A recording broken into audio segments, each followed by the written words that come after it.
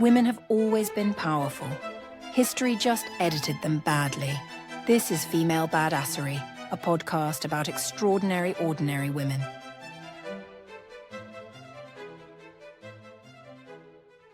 Welcome. Hi. I'm Tracy. So I'm Sarah, and I am really excited to present another wonderful badass woman that Yes. I know. Welcome, Elyse Welles, to our Badass Women podcast, Female Badassery, Extraordinary, Ordinary Women, because there are so many of us out there, and we need to get a little bit more light in the world. So as we start out, I would like to ask you to tell Tracy how we met, because I also find this really fascinating to hear And I have no idea. what you're going to say. I met Sarah at the Jane Austen Festival in Bath. I think, was it 3 years ago? Yes. I think Yeah. we've been together in Bath several times now. Yeah. So it is always a delight. And we have danced the dance floor. We have sat in the parks and had tea. We've gone to dinner, had lovely Indian several times. Mm. And yeah, we've been friends for several years. Common interests. Yeah. So Which is funny because if anybody finds this from my other, like my job, like they're probably like, Jane Austen, really? But that's my outlet. That's my for me. the Jane Austen Festival is absolutely fascinating because it brings together this really, really diverse group of people.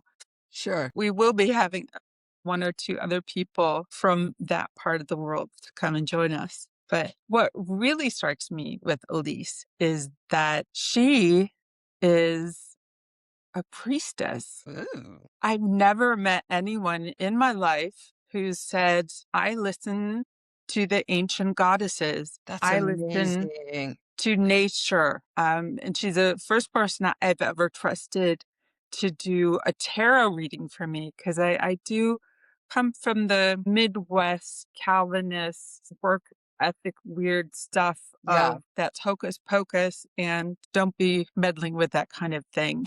But if you meet Elyse in person, you have a very calming presence. That I can So- tell already. Yeah, Oh, and a lot of thank you. charisma. You're very charismatic in a gentle way. You have gentle charisma. Maybe you can tell us, just to start out, when I first met you, you weren't living in the United States. Yeah, and I'm still splitting my time, but I was living full time in Greece for 5 years, and I am American. I'm an American citizen, but I'm also a Greek citizen. So my dad is Greek from Greece, and so I was living in Greece full time, really dedicating my time to my writing career because it's a much more affordable place to live in the United States. Oh, And don't tease me from California. Don't tease me. And the weather, you'd be right at home. Greece is like so temperate. Yeah, it's amazing. So it was a really lovely place to live full time to really retreat to and to be with the gods. And I still split my year there. So I spent about 4 months of the year abroad still. But I wanted to be home with the United States by her side in these trying times. Wow, that's the opposite that many people are feeling. So that's wonderful that it actually drew you home rather than made you run further away. That's the priestess work. The That's goddesses I fabulous. work with are mostly, a lot of people call them dark goddesses. Goddesses like Inanna, she's my main goddess, Aphrodite, Persephone, Hecate. These are goddesses that came to women in times of oppression throughout history. They're all connected to each other. They came at different points in history. We see this in the Norse cultures with Freya. We see it in Ireland with the Morrigan. These goddesses rose out of a need to find empowerment, for Wow. women to find empowerment. So Inanna points me, and I haven't lived in the United States during the good years. I've lived abroad during all the good years. I only come back when I can be of service to, and that's what the priestess path is. It's to be of service to. And so to me, that's of service to the divine feminine that needs It's classically feminine empowerment. energy. Yeah. Wonderful. I don't know what to say, because now I'm worried that are things going to get worse? Do you want my answer, or is it a question for the ether? I don't know. I don't know if I want. Yes, we I do. don't- Yes, we do. Why not? Okay. So when I was growing up, we lived abroad a lot, and we lived in the Middle East during the Arab Spring. So I was in high school watching all that start, the powder keg explode. And then the United States government never evacuated its citizens. It gave us no Right. avenue to leave. So we stayed. We were there throughout the whole thing. And I was even in our mall when it got stormed by, at the time, it really was such an internal dispute, but they had to make a statement by going to places that expats might go. So they came in with rubber bullets. We were hiding under restaurant tables. It was such a small island where I lived where the tear gas was just in the air. So you were getting tear gas so much that I've been at concerts and things where tear gas goes off and I don't react. Like my body, I guess, has just They're used to you like, oh, fine. That's mouthwash to me. Yeah, like I remember I was walking out a couple years after that. I was living in the US for college, and I was walking out of a concert, and I was with a guy, and he just drops. He's crying. I'm like, what happened? And then I look, everyone's dropped on the ground, and then I look, and there's cops over there, and this was college, it was a mosh I pit kind of love show, and that. yeah. So You're like, "What's you just learn to take certain things in stride when it's around you, and I think women really forget that that's actually how we live all the time. Yeah. How many of us have had to tiptoe around our dads and I love my dad. My dad's an amazing guy, but they just have anger. They don't know how to process their emotions, so they don't. And so women have to be the managers of that. We are constantly managing the world around us and reacting instead of acting. So I feel like revolution is this chance to stop and say, okay, wow, look at all this chaos. I am going to not react. I'm going to figure out what actions I can take. And so it's that taking a pause and recognizing, I actually think this is the best thing that could happen, because if we were going to keep going with the status quo of, oh, it's just another election. Oh, it's just another. It's not. It's not. So we have to call a spade. And I think that's what's happening. And so I actually think it's a great thing. Like, it was much thought that worse during the past. COVID. It's just taking Yeah. longer than I thought it was going to, but I recognized COVID as a dismantling of the status quo. And then we haven't rebuilt anything yet, because apparently we had a lot more dismantling to happen than I was aware of. But Yeah. I 100% agree with you. It's an opportunity Yeah, to exactly. create something new. We can't go back. It's impossible now to go back. You can't stuff that stuff back in a box. It's not like a map you can fold back up and put in the envelope, although I don't have that ability anyway. But some people do. They can fold maps back up and put them back. We can't. The genie's out of the bottle, I think you Yes, wanted to say. that's a much better. I could stuff those stuffing genies back in bottles. Yeah. Yeah.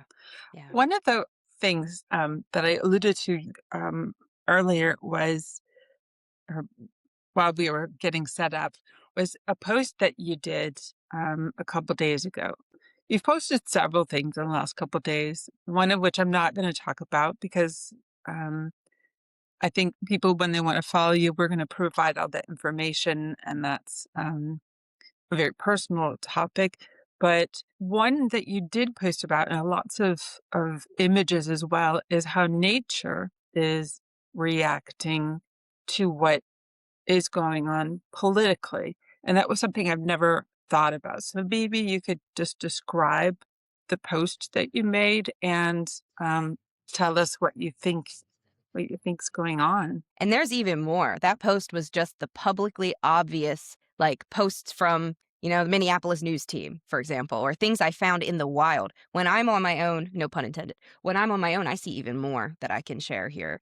The biggest thing with priestess work is it is always, if we work with the goddesses, if we work with, some people identify as pagan, polytheist, witchcraft, these are earth-based religions. They're nature-based paths. And at the core of that, what that means is that we don't see ourselves as separate from nature. Abrahamic religion puts us as a hierarchy. It says power over nature. Nature is a resource we can plunder because the heavens are where we're really aiming for anyway. This earth is ours to do with as we will.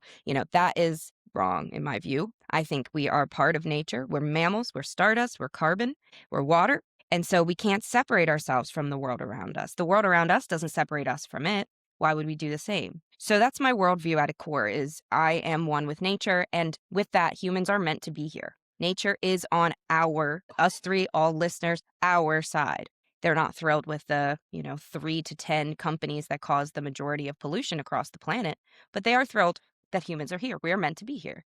And so nature's on our side when it comes to seeking balance. It's always looking for balance. We look at nature at a small degree. If you've ever seen a squirrel grabbing some nuts and burying them, what's he doing? He's looking to find what he needs, store a little bit extra, hope that, he finds all the nuts when he needs them, but he's not going and, you know what, I'm going to cut down this whole tree and figure out how to get it in my hole. And, nature is balancing all the time. It takes what it needs, it gives what it can, and they're always trying to make us do the same thing. Nature's always working to, if we want to call it conspiring, it really is. It's balance. It's the same reason why if there's too many deer, a plague will break out in the forest that'll, make them die. It's morbid, it's brutal, but death is life is death. So we recognize that within nature. And there's a lot of signs we know as humans. We know that we've taken too much. We've done too much damage to this planet. We don't respect it enough. It's just apparent. I mean, I don't think I have to convince anybody that humans don't really put nature first. But nature is still trying to tell us, hey, go for this. Hey, don't go for that. So over the past few weeks, what's been giving me hope is seeing how much nature is doing that. So for example, during Minneapolis's protests, there were several eagles spotted, eagle being the national bird of the United States, spotted on highways, just holding space, like holding vigil for these protesters. It was so moving. We saw the biggest snowstorm in, I think, 115 years, something like that. Yeah. If in some places even longer than that, across the majority of the United States, the whole East Coast is still buried in snow from this storm. That's never happened in my knowledge, in my lifetime. And we're seeing, I'm trying to think some other things. There was, I think, 11 pictures in there. And we've been seeing this, in 2015, that man was attacked by a bald eagle when Time Magazine was trying to do a photo shoot with him. Twice, by the way. I watched the whole video. It happens twice. And in 2015 as well, when Bernie Sanders was campaigning, the sparrow kept being present. And there was even a moment with thousands in that stadium. And those who know songbirds know they're not super social in those ways, came in and landed on his podium. And the sparrow is the bird of the common people. It always represents the common man. If we think of Simon and Garfunkel's song, The Sparrow, read those lyrics like a poem, you get it. That's what the sparrow is about. So nature is always trying to let us know what's right and what's wrong. It's always guiding us towards, hey, this is healthier, this is not. I did a ritual for the full moon, which was about a week ago as of recording this. And I went out to our river, which when I'm in the US, I'm in Maryland at the bottom of the Susquehanna River. She's the oldest continuously flowing river in the whole world. She's so beautiful. And where I live happens to be 200 feet from where she ends and enters the Chesapeake Bay. And in magic and in spiritual work, we always are looking for these liminal places where water meets land, where fresh water meets seawater. And so I meet at that place where the land meets the water, the fresh water meets the seawater, and a bridge flows overhead. And that's where I do my releasing rituals. So I did this deep releasing to release the pain and to melt the ice and some things like that, really thinking of the change that needs to come, really asking for it to be brought. And and this is a powerful ritual, like I'm screaming, I'm crying. There's a expression I love for this, keening. It comes from Irish beliefs. It's actually, I believe, done in the Catholic Church as well. It's essentially letting your body cry loudly, and it's very powerful releasing. So sometimes we feel we don't have the words to release the pain inside. We don't need words. We just need to let it out.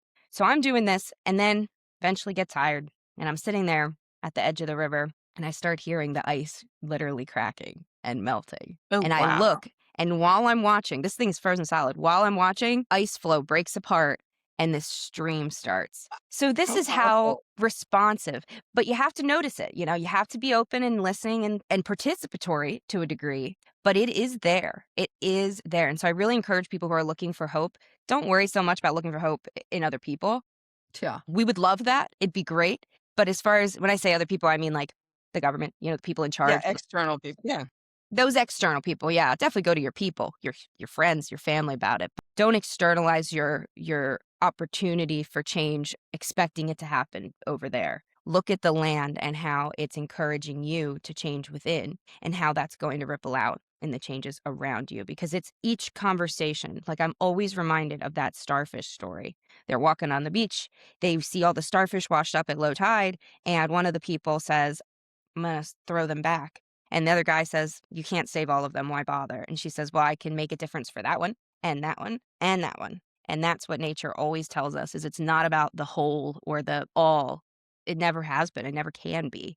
It's about the here and the now. Yeah, That's really Sarah and I have had this conversation. We're both vegetarian, and we've had that same conversation, which is it gets disheartening in the world with animal agriculture. But, every chicken I don't eat is a chicken that I didn't eat.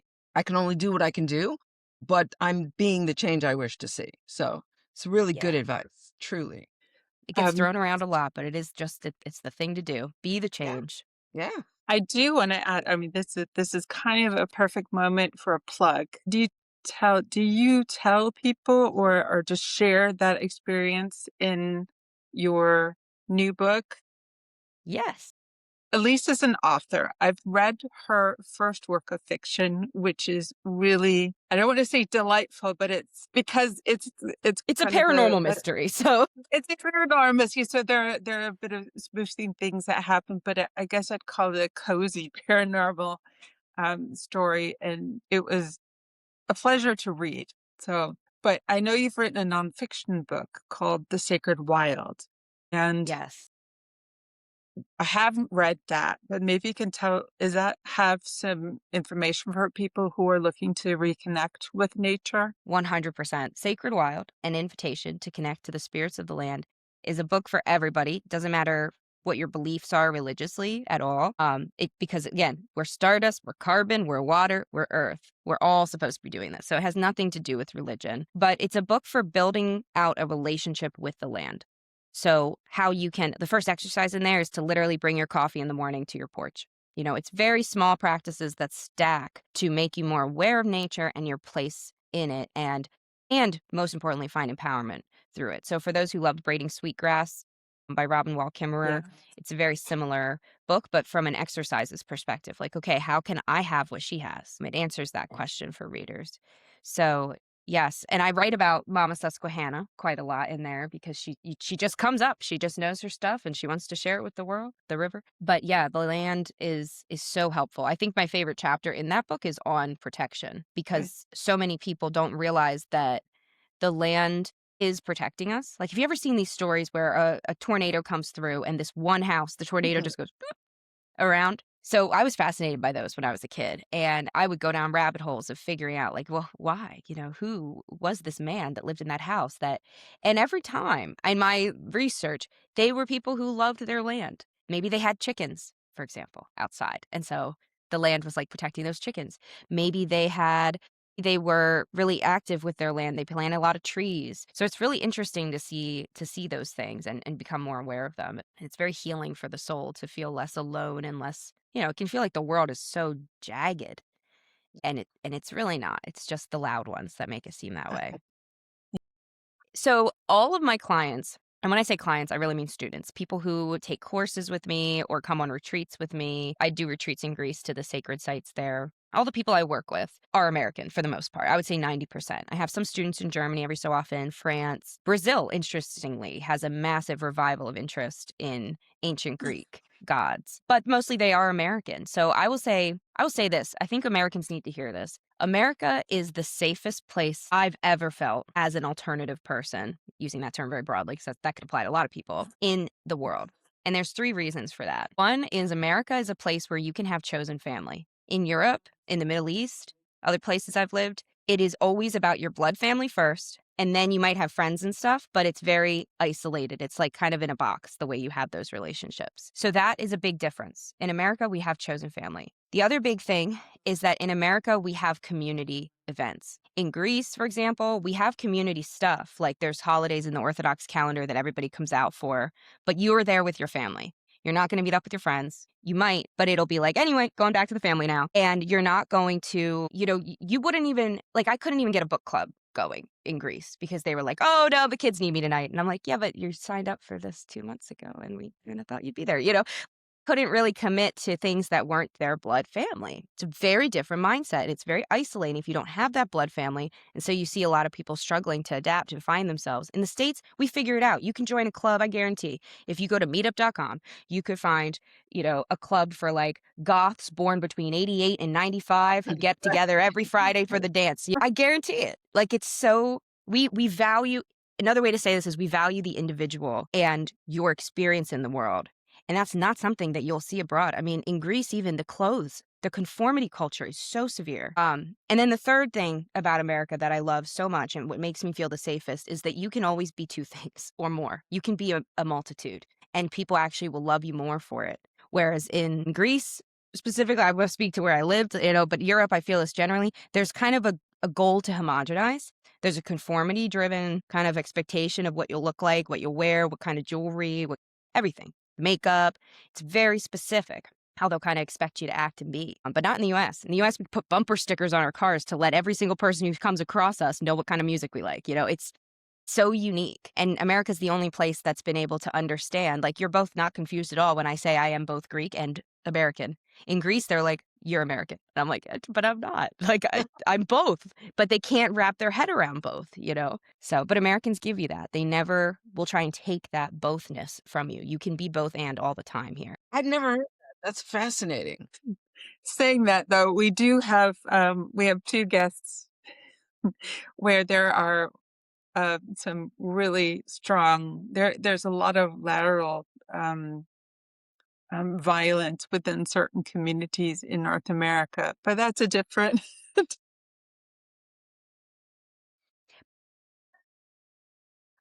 I spent 5 years in Greece. Wasn't something to be lateral. Lateral has to happen Exactly. first before there can be violence. I mean, even just like to have a friend group in America, Yeah. you will very well.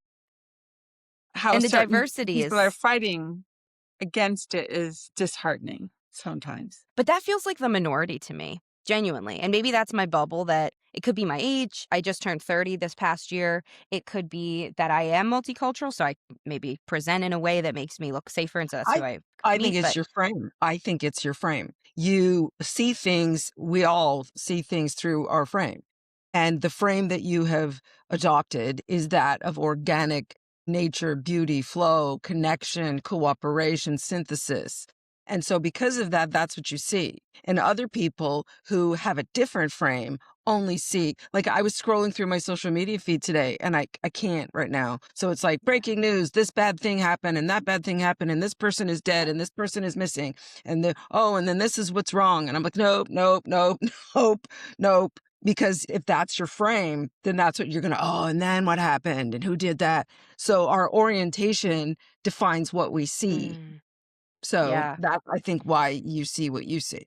And And it's I'll I say do. not, I too, it's agree with you on a lot of things, and it's a very specific, little, tiny, a small group of people who've been very, very hurt that are oh, absolutely. I'm behaving not that way. denying the pain in any way. We've all of us know marginalized, all of us know abuse, all of us know that. So the question is, what's your orientation to the world? Is it, it's a scary, violent place? And the women that we've interviewed have not taken that on.